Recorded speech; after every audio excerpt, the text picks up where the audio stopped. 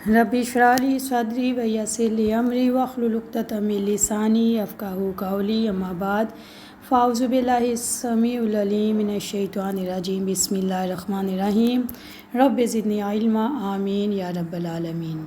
अस्सलामु अलैकुम व रहमतुल्लाहि व बरकातुहू। आयत नंबर 163, 164 एंड 165। खालिदीना हमेशा रहने वाले हैं, फ़ीहा इसमें, ला युख़फ़फ़ु ना हल्का किया जाएगा, अनहुम उनसे, अज़ाब वाला, और ना हम वो सब युनज़रून मोहलत दी जाएंगे। व इलाहुकुम और माबूद तुम्हारा, इलाहुम माबूद है, वाहिद एक ही, ला इलाहा नहीं कोई माबूद इल्ला मगर, हुवा रहमानुर रहीम वो वसी रहमत वाला और नहायत रहम करने वाला है। इन्ना बेशक फ़ी तख्लीक में, अस्समावाति वल अर्ज़ आसमानों की और ज़मीन की, वक्त लाफ़िल्लैली और बदलने में रात के, व नहारी और दिन के, वल फुल की और कश्तियों में, अल्लाह थी वो जो तजरी चलती हैं, फ़िल बहरी समुंदर में, बिमा साथ उन चीज़ों की जो यनफ़ा नफ़ा देती है, अन्नास लोगों को, वमा और इसमें जो अनज़ला उतारा है अल्लाह ताला ने, मिनस समाई आसमान से, मिम्माई पानी, फ़ाहिया फिर इसने ज़िंदा किया, बिही साथ इसके, अलर्ज़ ज़मीन को, बादा मौतिहा इसकी मौत के, वबसा और इसके इसने फैला दिए, फ़ीहा इसमें, मिन कुल्ली हर किस्म के दाब्बा जानवर, व तसरीफ़ और गर्दिश में, रियाहा हवाओं की, व सहाबी और बादल हैं, मुसख्खर हैं, बैन समाई वल अर्ज़ आसमान की और ज़मीन के, लायात यकीनन बहुत सी निशानियाँ हैं, लिकौम इन लोगों के लिए, याक़िलून जो अक्ल से काम लेते हैं। हमेशा रहने इस जहन्नम में हमेशा रहने वाले हैं, ना इनसे अज़ाब हल्का किया जाएगा और ना वो मोहलत दिए जाएंगे। तुम्हारा माबूद एक ही माबूद है, इसके सिवा कोई माबूद नहीं, वसी रहमत वाला और नहायत रहम करने वाला है। बेशक आसमानों और ज़मीन की तख्लीक में और दिन और रात के बदलने में, और इन कश्तियों में जो वो चीज़ें लेके समुंदर में चलती हैं, जो लोगों को नफ़ा देती हैं, और इस पानी में जो अल्लाह ताला ने आसमान से उतारा, फिर इसे ज़मीन को इसकी मौत के बाद ज़िंदा किया, और इसमें हर किस्म के जानवर फैला दिए, और हवाओं की गर्दिश में और बादलों में जो आसमान और ज़मीन के दरमियान मुसख्खर हैं, यकीनन इन लोगों के लिए बहुत सी निशानियाँ हैं जो अक्ल से काम लेते हैं। प्यारी बहनों, कल की आयत में हमने देखा था कि जिन लोगों ने कुफ़र किया और कुफ़र की हालत में ही तौबा किए बगैर मर गए, तो वो लोग ऐसे हैं कि उन पे अल्लाह ताला की भी लानत है और फ़रिश्तों की भी लानत है, और रूए ज़मीन पर रहने वाले तमाम इंसानों की तरफ से भी लानत है, और जहन्नम में हमेशा रहने वाले हैं। काफ़िर हमेशा अल्लाह ताला की लानत में रहेंगे, और उनसे ना अज़ाब हल्का किया जाएगा, ना और उनको सख्त और दायमी अज़ाब दिया जाएगा। दायमी का मतलब है हमेशा रहने वाला अज़ाब दिया जाएगा। मोहलत का वक्त याद रखें, हम काफ़िर हो या मुसलमान हो, मोहलत का वक्त हमारे पास इस दुनिया की ज़िंदगी तक में है। इस दुनिया की ज़िंदगी के गुज़र जाने के बाद कोई उज़र, कोई बहाना काम नहीं आएगा, और इन लोगों की यही सज़ा है जो कुफ़र में तौबा किए बगैर मर जाते हैं। अस्तग़फिरुल्लाह। व इलाहुकुम इलाहुन वाहिद, और तुम्हारा माबूद एक ही है, इसके सिवा कोई माबूद नहीं, वसी रहमत वाला और नहायत रहम करने वाला है। यहाँ पे आप देखें कि इस आयत का शान नज़ूल क्या है। मुशरिकीन अरब ने रसूल अकरम सल्लल्लाहु अलैहि वसल्लम से अर्ज़ किया कि आप सल्लल्लाहु अलैहि वसल्लम जिस खुदा की इबादत को हमें बताते हैं, इसका कुछ हाल तो बयान करें। तो फिर उनके हक़ में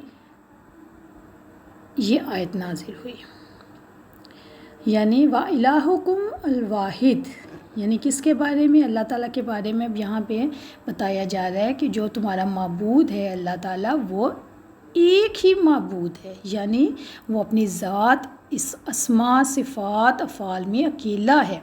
इसकी ज़ात में ना कोई इसका शरीक है, ना हम नाम, ना हमसर, और ना इसकी कोई मिसाल है। इस आयत से हमें अल्लाह ताला की वहदानियत और उलूहियत का सबूत मिलता है।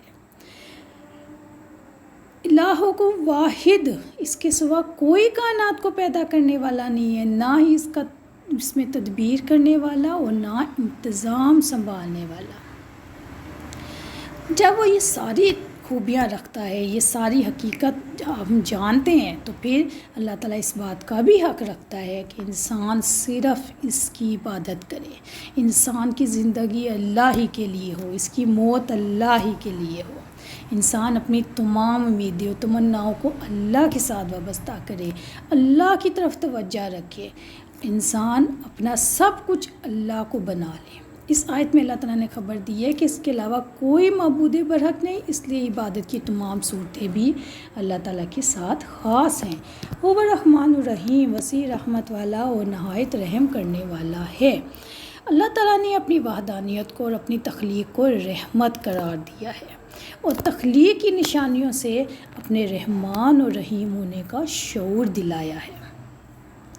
پیاری بہنوں، یاد رکھیں وہ رحمان ہے، اللہ تعالیٰ رحیم ہے، وہ نہیں چاہتا کہ کوئی بھی جہنم میں جائے یا اس کے غضب و جلال کا مستحق ہو۔ اس کے لیے اگر کوئی اس کی مخالفت کرتا ہے یا اس کی رحمت میں سے نکلنا چاہتا ہے تو پھر اللہ تعالیٰ اس کو مجبور نہیں کرتا۔ پیاری بہنوں، 12 جگہ پہ قرآن مجید میں ہم یہ دیکھیں گے کہ جو انسان اللہ کی رحمت سے نکلنا چاہتا ہے، اللہ تعالیٰ اس کو زبردستی نہیں کسی کے ساتھ کرتا ہے، اللہ تعالیٰ اس کے سامنے ہدایت کے راستے کھولتا ہے، راستے دکھاتا ہے۔ انسان پہ منحصر ہے کہ اللہ نے جب اس کو عقل دی ہے، اللہ نے اسے اشرف المخلوقات بنایا ہے، تو پھر اللہ کہتا ہے راستے میں دکھا رہا ہوں، عقل میں نے دی ہے، اب راستہ اس میں سے جو چننا ہے وہ تم نے چننا ہے، راستہ نیکی کا، بھلائی کا یا برائی کا، گمراہی کا۔ اللہ تعالیٰ کی رحمت یہ ہے کہ یہ کائنات و مخلوقات وجود میں آئے، اللہ تعالیٰ نے ہر چیز کو اپنے گھیرے میں لے رکھا ہے، اس نے اپنی رحمت سے رسول بھیج کر، کتاب بھی بھیج کے اپنے بارے میں علم دیا، اور اس کے بندوں نے جو خاص اللہ کے بندے ہیں انہوں نے اس کو پہچان لیا، وہ سچے دل پہ اسلام لائے، اس پر ایمان لائے۔ بندوں کو جو بھی نعمت حاصل ہوتی ہے اس کی رحمت سے ہوتی ہے، اسی لیے پیاری بہنوں عبادت کا مستحق صرف اور صرف اللہ تعالیٰ ہے۔ یہاں پہ میں بہت خوبصورت مثال دیتی ہوتی ہوں کہ اللہ تعالیٰ اکثر ہم دیکھتے ہیں کہ آپ چھوٹی سی مثال میں آپ کو دیتی ہوں کہ جیسے دیکھیں ایک کلاس ہے، ایک ٹیچر ان کو پڑھا رہا ہے، پوری کلاس پہ محنت کر رہا ہے، وہ نہیں چاہتا کہ وہ سب بچوں سے بہت زیادہ پیار کرتا ہے، وہ نہیں چاہتا کہ میرا بچہ کوئی فیل ہو پچھلی کلاس میں رہ جائے، سارا سال وہ بچوں کے ساتھ محنت کرتا ہے، ان پہ توجہ دیتا ہے، ان کو جو نالائق بچے ہوتے ہیں ان پہ زیادہ توجہ دیتا ہے، ان کو پڑھاتا ہے، بتاتا ہے کہ وہ پاس ہو جائیں۔ اب آپ مجھے بتائیں کہ جب فائنل پیپر ہوا اور جو بچے نالائق تھے انہوں نے تب بھی محنت نہیں کی، حالانکہ ان پر بھی اتنی ہی محنت ہوئی جتنے لائق بچوں پہ ہوئی، تو کیا اب ٹیچر کو چاہیے کہ وہ پھر بھی ان کو پاس کر کے اگلی کلاس پہ پروموٹ کر دیں؟ نہیں نا۔ تو یہی حال جو ہے، یہی چیز اللہ تعالیٰ کے معاملے میں آپ دیکھیں کہ ایک انسان اللہ تعالیٰ انسان کو بار بار گمراہی کے راستے سے نیکی کے راستے پہ لاتا ہے، بار بار لاتا ہے، بار بار اس کو ہدایت کا راستہ دکھاتا ہے، لیکن پھر بھی وہ کفر پہ مر جائے، گمراہی پہ مر جائے، تو پھر ہم کیا کہیں گے کہ اللہ تعالیٰ ظالم ہے، نعوذ باللہ، کہ اس نے پھر بھی جہنم میں ڈال دیا؟ نہیں پیاری بہنوں، اللہ تعالیٰ ظالم نہیں ہے۔ اِنَّ فِی خَلْقِ السَّمَاوَاتِ وَالْأَرْضِ، بے شک آسمانوں و زمین کی تخلیق میں اور دن و رات کے بدلنے میں، یہاں پہ اس آیت میں اللہ تعالیٰ نے اپنی نشانیاں بتائی ہیں، اپنی وحدانیت اور اپنی قدرت کے دلائل دی ہیں۔ اللہ اکبر۔ اللہ رب العزت فرماتے ہیں حضرت عبداللہ بن عباس رضی اللہ عنہ سے روایت ہے کہ کچھ قریشی لوگ رسول اکرم صلی اللہ علیہ وسلم کے پاس آئے اور کہنے لگے کہ آپ اللہ تعالیٰ سے دعا کریں کہ وہ صفا پہاڑ کو سونے کا بنا دیں، ہم اس سے گھوڑے اور ہتھیار وغیرہ خرید لیں گے اور آپ کا ساتھ بھی دیں گے اور ایمان بھی لائیں گے۔ آپ صلی اللہ علیہ وسلم نے فرمایا،